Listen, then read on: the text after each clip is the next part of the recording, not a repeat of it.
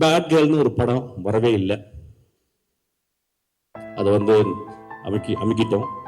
அதுக்கு பல காரணம் சொல்லிட்டோம். அந்த பேட் கேர்ள் எடுத்தது ஒரு பெண். அது பல காரணங்கள் இருக்கலாம். அதுக்கு போராட வேண்டிய காரணம், அதுக்கு வந்து எல்லாமே சொல்லலாம். ஆனா ஒரு பெண் எடுக்கப்பட்ட ஒரு படத்தை வெளியே வரவிடாம ட்ரைலர் வந்ததுனால அந்த படத்தை கீழே போட்டு அமுக்கிறது வந்து it is so unfair. It is so unfair. இங்க நம்ம ஒரு நல்ல படத்துக்காக உட்காந்து ஜாலியான படத்துக்கு எல்லாரும் கை தட்டுறோம். ஒரு பெண் உள்ள உட்காந்து கலங்கிக்கிட்டே உட்காந்துருக்கேன். எனக்கு அது மனசாட்சியை உறுத்துது. So I just want to talk about this. I want to record this.